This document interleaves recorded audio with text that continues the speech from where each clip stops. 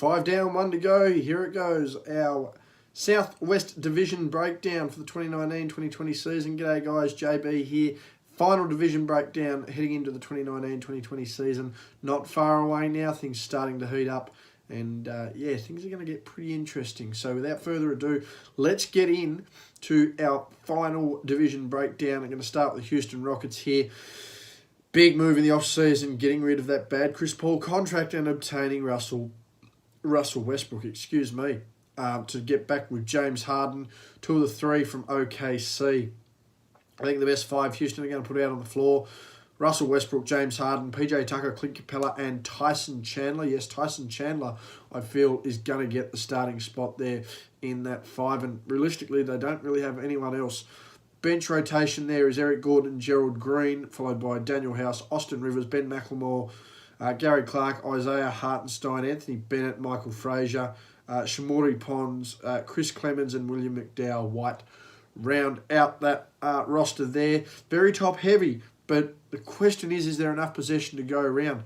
Leading turnovers in the league for the last 4 or 5 seasons or thereabouts have been James Harden and Russell Westbrook, absolute turnover machines. So it's going to be interesting to see how they perform. Is there going to be enough ball to go around? Both guys capable well, we know Westbrook's capable of them. He's had 3 straight seasons averaging a triple-double. Both capable 30-point-per-game scorers. Both like to pass, but it's more statistical passing than ball movement. PJ Tucker at the 3, probably the best defender now in the squad, along with Clint Capella. And we both know how both of those can play. Tyson Chandler, very long in the tooth. Don't be shocked to see this as one of, if not his last season in the league. Coming off the bench, Eric Gordon and Gerald Green. They're going to add a lot of different values to this team. Gerald Green's still a good athlete. Eric Gordon's still a capable guard, not to what he used to be in New Orleans, and certainly not in his early Houston run, but they're the guys that sort of come in to make the plays, particularly down the stretch. That's another question too. Who's going to deliver in the clutch for this team? Both Westbrook and Harden known to go missing in the playoffs, and Chris Paul did a lot of bailing out on that squad when he was there. And again, the rest of the team: Daniel House, Austin Rivers, Ben McLemore, Gary Clark, Isaiah Hartenstein, as well as Anthony Bennett, Michael Frazier, Shamori Pons, Chris Clemens, and William McDowell White. So, again, top heavy. They definitely run 7 deep. You can sort of get 8 or 9 good rotations. 7 definitely deep, though. And I think, as I said, defense is going to be a factor. Possession is going to be a factor. Delivering when it matters is going to be a factor, because when your 2 guys are so ball dominant, turnover induce a lot of turnovers. It's just going to be interesting to see how they go. I don't see them really doing too much. They're going to be, but they should be a top 4 team in the West. But I mean, when they start running into some of those bigger bodies, I mean, the second round is realistically not hard for them to see fall out the way they play. Again, it'll be interesting to see how they gel. Westbrook and Harden having played together before, but I mean, that was, 7 years ago? And James Harden's now become a star, if not the star of this league. So for Russell Westbrook to assume things are going to fall back as to how they were, and for James Harden to think that, okay, that Russell's coming to my team, a lot of factors in it. Both 2 of the last 3 MVPs on the one side. Most people look at that on paper and go, well, it's an absolute lock. But possession is going to be a big thing. Defense is going to be a big thing. And turnovers is going to be a big thing. Houston should be a playoff team. Where they finish and what they do is another question. But to me, Houston, without a doubt, should be a top 4 team. And anything short of a conference final visit for them would be seen as an abject failure. And certainly put Daryl Morey's motivations into question nonetheless. As we move on, we'll move over to Dallas. Best 5 I can see them putting out there: Tim Hardaway Jr., Seth Curry, Luka Doncic, Kristaps Porzingis, and Dwight Powell being their 5. And to me, that's sort of really where it ends. They've got Jalen Brunson, Delon Wright, Dorian Finney-Smith, Justin Jackson, Maxi Kleber, Courtney Lee, Ryan Brokov, Isaiah Roby, Antonius Cleveland, Dakota Mathias, and Josh Reeves. And to me, they don't really have much out of their 5. The thing that helps their 5 is the genuine potential, the ability to shoot, and the European style of play that is going to have to come from there, because Porzingis and Doncic are going to lead that way. Seth Curry, a very good shooter. Tim Hardaway has his nights, but the problem is they're nights. They're not weeks, they're not months, hasn't put a full season together, and he needs to start doing that soon. Otherwise, once again, he's going to fall on the wayside and just be as irrelevant here in Dallas as he was in New York in the end. Dwight Powell, capable big, nothing special. You're going to not see much of him. He's really just a lane filler at this point. But I don't see much coming out of the bench. Justin Jackson, Delon Wright, Max Kleber, Courtney Lee, not really guys that you staple in as your next 4 rotations, but at this rate are certainly looking like it themselves. Luka Doncic, rookie of the year, no doubt about it, but he's going to have to lift his game to the next level, and can he avoid the sophomore hangover? Once you scout it for 12 months, you've got to try and lift your game. Porzingis is coming back. Looks like he's hit the gym and put a little muscle mass on, but he's coming back from a knee injury. Now, don't get me wrong, when he was in New York, absolutely on fire. To me, a lock for All-Star if he's on fire, and was certainly an All-NBA potential player there at one point in New York until the injury came along. But again, very top-heavy, even more top-heavy than what Houston is. The fact that they really don't have any rotations there on their roster. And it's going to be interesting to see how they work. I mean, if you can get Doncic and Porzingis running away with the ball and dominating it, as the 1 and 2 options on this team, if you allow Tim Hardaway, or if Tim Hardaway can allow himself to be a bit more defensive-minded, really use his size there. He's not necessarily the smallest guy, but he's got a little bit of size about him. If you can allow Seth to shoot, and again, tell Dwight Powell to just grab rebounds, I mean, not a bad starting lineup. And to me, they're a 50-50 shot, even with such limited potential, albeit role players in the rotations. I think they're a 50-50. If they make the playoffs, great. If they don't, I'm not shocked. But just the delivery that can come from Doncic and Porzingis under the right system could be very scary. So it'd be interesting to see how they operate and what they do. And again, 50-50 on the playoffs. If they make it, great. They make the 8th seed maybe. If they don't make it, not shocked. Again, a side here that shouldn't be expected to make it. So it's going to be interesting to see what they do, see how they go about it. I feel... again, it's going to be Doncic and Porzingis that are going to dominate this. They need to allow Curry to shoot.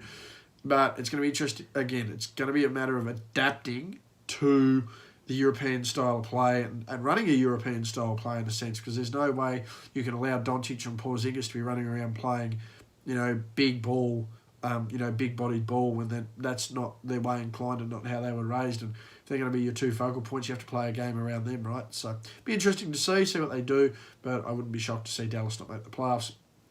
Next team I've got up here is San Antonio. This is all on the basis of them being fit as well. Haven't seen any major injuries across the board here. It'd be interesting to see. So San Antonio fit. I think their best 5s, Dejounte Murray, DeMar DeRozan, Rudy Gay, Murray Carroll, and LaMarcus Aldridge. I think Aldridge has to slide up to the 5 there. But then they have Marco Bellinelli, Bryn Forbes, Derek White, and Patty Mills. Pretty good rotations there. Bellinelli, fairly senior head there. Patty Mills, a fairly senior head there. But Bryn Forbes and Derek White, young, capable players who play both ends of the floor and get absolutely after it. Pretty much underrated players across the league. Then you finish your roster out with Trey Lyles, Jacob Poeltl, Lonnie Walker, Chimenzi Matu, Luka Samanic, and Keldon Johnson. And again, a uniquely 9-deep roster, but what way is it going to go? Are they going to shoot to aim to that top 4 spot, or are they going to shoot to aim and scrape the playoffs barely? I mean, I think they're going to be a playoff lock, and I think they're a bit more defensive-minded than people give them credit for. And again, that comes to your DeMar Carrolls, Dejounte Murray's, your Bryn Forbes, your Derek Whites. I think LaMarcus Aldridge, if he really wants to put his heart to it, can play D, but he just doesn't do it anymore. He's almost conceded to the fact that, okay, I'm going to be potentially a 20 and 10 guy, anywhere between 17 and 10, 20 and 10 kind of guy. DeMar DeRozan, he's a 19, 20 point per game guy. He can play, just not really a lick of defense. His mid-range game is what makes him unique there. Rudy Gay, a stretch 3, stretch 4 there. Not much of an outside shot, but plenty of size. DeMar Carroll, just trying to bust his way inside there, can stretch a little bit. As well. Marcus Aldridge, obviously, at the 5. But again, it's going to be Bryn Forbes and Derek White really bringing the heat out of San Antonio coming off the bench. And that's why I think Forbes or White could really be the not defensive player of the year, the 6th man of the year, certainly in contention for that as well. Patty Mills, he's got 10 years in the league now, but he's just not doing enough. He's had a massive FIBA World Cup, so it's going to be interesting to see how he translates all of that from FIBA over into the US, and there's going to be a lot of eyes on him as well. Big factor in Australia's progression through that tournament. But can he bring that to the pro game? I don't necessarily know whether he's going to be able to translate that sort of effort to the Spurs. I mean, if he did, there's no doubt about it. The Spurs will be looking really good. You know, you got that sort of depth and a guy like Patty Mills to deliver. But Patty Mills' greatest highlight was 6 years ago by the end of this year in the NBA Finals. And for a guy who hasn't really done much in 6 years on this sort of level, you have to ask a lot of questions. So it's going to be interesting there. LaMarcus Aldridge, again, 13th season, 14th season in the league now. So he's got a little bit of length in his tooth as well. But I really think this Spurs squad, particularly with some of the players on there, really only have 1 or 2 more years to really try and dip it in. Otherwise, they're going to have to move a lot of pieces. They need to retain Murray, Forbes and White, whatever they do. DeMarre Carroll's a pretty decent spot there as well. But they're the 3 pieces, along with Carroll, for me, that they need to keep and really build around. Capable defenders, can play both ends of the floor, you know, can play some offense as well, and just get about it. That's really what the Spurs need at the moment. You know, a couple of big picks hopefully coming up in the draft the next few years as well, which would help them as well. But I do see the Spurs being a playoff team. How far they go in the playoffs and where they end up is another question. But it's very hard to doubt a team that hasn't missed the playoffs since 1997. So a big side there. Over 22 years of effort from the Spurs and what will be hopefully 23 years come the end of the season. Then we move over to Memphis, and outside of their top 5, I do not rate them at all. And if I'm going to be honest, they struggled to even make a decent top 5 for me. And I think they're lottery bound. Probably have a couple of little exciting players there, but I really don't see much. And I'm literally going to gloss over it as is. Ja Morant, Josh Jackson, Jay Crowder, Jaren Jackson, and Jonas Valanciunas are going to be their 5. The only 5J lineup, the only starting lineup I can see being played out the entire league that has potential but won't deliver for me. They might prove me wrong, but I don't see it happening. Memphis has tried to blow it up and rebuild, and they did that last year. To be fair, the likes of a Grayson Allen, a Miles Plumlee, a Solomon Hill are on that squad. Unfortunately, I think they'll be deep in the rotations just with the way they're able to produce. And, I mean, Memphis for the rest of it will have Bruno Caboclo, I should say. Kyle Anderson, Dylan Brooks, Tyrus Jones, Ivan Rabb, as I mentioned, Grayson Allen, DeAnthony Melton, Miles Plumlee, Solomon Hill, and Brandon Clark. I just don't think they make much of a lineup. Capable, yes. Don't think they'll do too much. Not going to get much TV time. Not going to get much media coverage. Don't really see much happening out there in Memphis. So, unfortunately for them, I think they're going to be a lottery-bound team, barely made the starting 5, and I don't see them making the playoffs. That'd be my biggest shock of the year, Memphis making the playoffs. I'm not going to lie. Finally, we'll move over to New Orleans, the big talk that is the rookie Zion Williamson. I think the best 5 that the Pelicans can put on the floor is Drew Holiday, JJ Redick, Zion Williamson, Brandon Ingram, and Derek Favors. Young, energetic, exciting, with the capability of playing D with some experienced heads. The rest of that lineup will include E'Twaun Moore, Lonzo Ball, Jahlil Okafor, Darius Miller, Frank Jackson, Josh Hart, Kendrick Williams, Jackson Hayes, Nikhil Alexander Walker, and Nicolo Melli. And I really think a lot of people are going to be shocked at the depth and the experience on this side, albeit only a few years. And really, youth is only my main concern. Otherwise, I'd be penciling these guys in for an 8th seed spot in the Western Conference. Drew Holiday, beast of a player, capable on defense, one of the hardest workers in the league.